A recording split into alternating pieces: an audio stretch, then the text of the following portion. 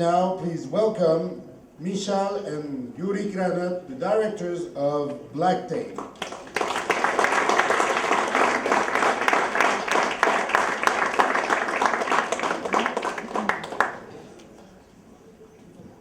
Hello.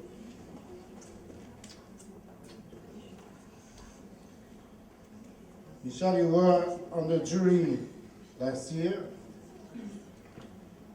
This year you're here with a film in competition. Is it easier to be in Annecy as a jury member, or? I rather enjoyed being driven around in a limo. Yeah. So filmmakers don't drive around in a limo? I still feel like we're getting special treatment considering we're in competition. But, yes, I enjoyed very much, both this year and last. Looking and listening at your film, I had a famous sentence in my head. It takes two to tango. Did you thought about that when you did the film? Well, it is based on tango. Are you referring to our joint work, or what do you mean by that? Please explain. I'm referring to your joint work and to the characters that are in the movie. Yeah, I think the tango is just an aesthetical choice in talking about something else. Mm-hmm. But it takes more than two in our tango, I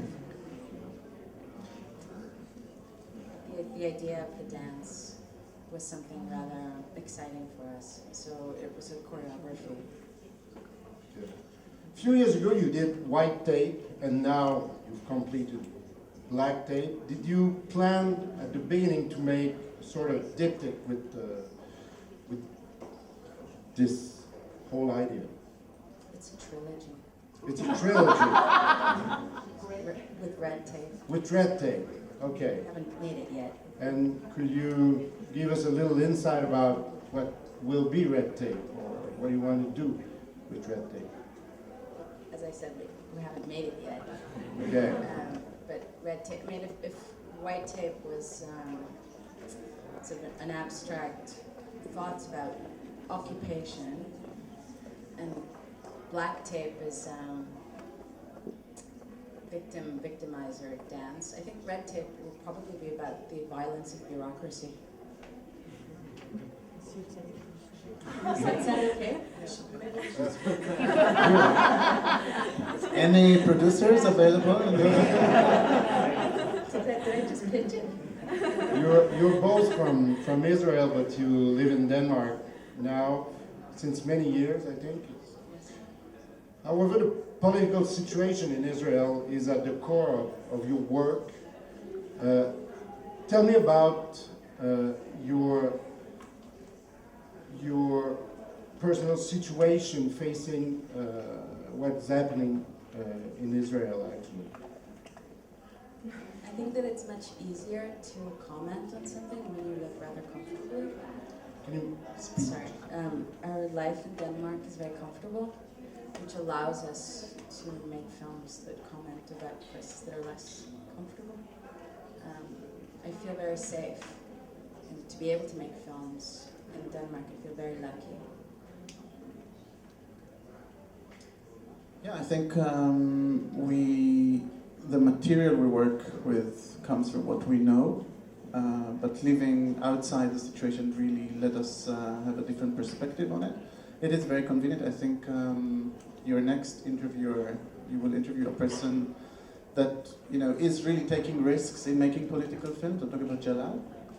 And I think it would be pretentious to say that making the films that we're making puts us in a, risky situation, but I think it's still, our motivation is to resist, I would say, and make films that, show the opinion and show our thoughts and feelings. I remember that you worked with a festival in Israel at some point, I think. Huh? You still continue to do that? Or?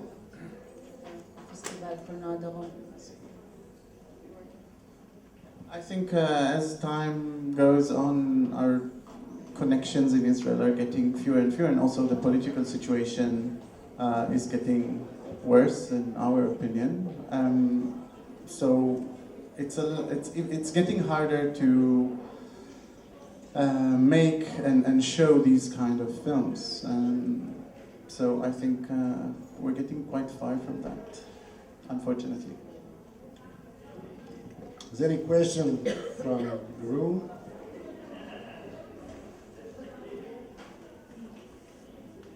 Yep. Hi.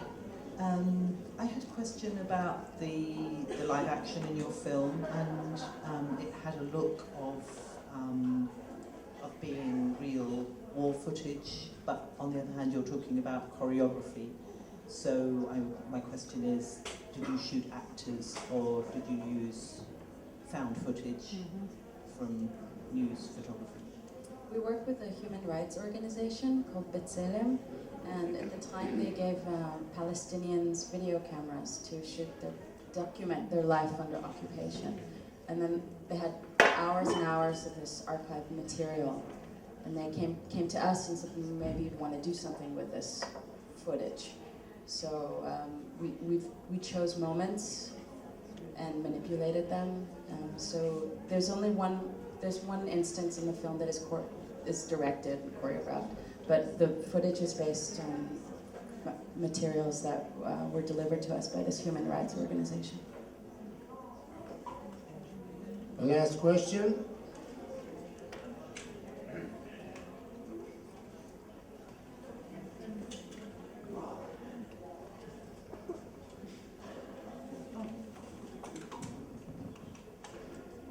Do you find it easier or harder to use animation and documentary to tell the stories you want to tell, rather than, say, perhaps traditionally animation or conventionally documentary?